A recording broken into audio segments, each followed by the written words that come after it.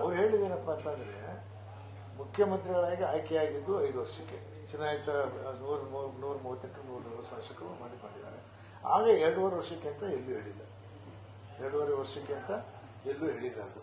ಆಮೇಲೆ 2.5 ವರ್ಷಕ್ಕೆ ಅಂತ ಕೆಲವರು ಡಿ ಕೆ ಶಿವಕುಮಾರ್ ಕಡೆಯವರು ನಮಗೆ ಅವ್ರ ಮುಖ್ಯಮಂತ್ರಿಗಳಾಗಬೇಕು ಅಂತ ಕೇಳ್ಕೊಂಡ್ರೆ ನಮ್ಮದೇ ಅಭ್ಯಂತರ ಇಲ್ಲ.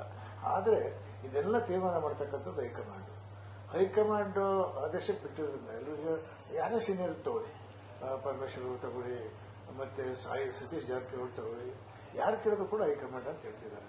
ಇವನ್ ಮುಖ್ಯಮಂತ್ರಿಗಳು ಅಷ್ಟೇ, ಡಿ ಕೆ ಶಿವಕುಮಾರ್ ಅವರು ಅಷ್ಟೇ, ಹೈಕಮಾಂಡ್ ಹೇಳಿದಂಗೆ ಕೇಳ್ತಿದ್ದೀವಿ ಅಂತ. ಹೈಕಮಾಂಡ್ ಡಿಸಿಷನ್ ಅಂತ, ಹೈಕಮಾಂಡ್ ಡಿಸಿಷನ್ ಆದ್ಮೇಲೆ ನಾವು ಯಾರು ಅದ್ರ ಬಗ್ಗೆ ಮಾತಾಡೋದು ಇಲ್ಲ, ಅದು ಅಷ್ಟಕ್ಕೆ ಆಗಿದೆ.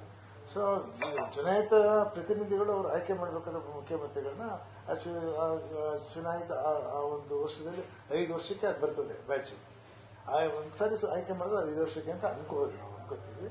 ಸೊ ಈಗ 5 ವರ್ಷ ಅನ್ಕೊಂಡಿದ್ದೀವಿ. ಸೊ ಇನ್ನು ಮುಂದೆ ಹೈಕಮಾಂಡ್ ಏನು ಡಿಸಿಷನ್ ತಗೋದು ನೋಡಿ.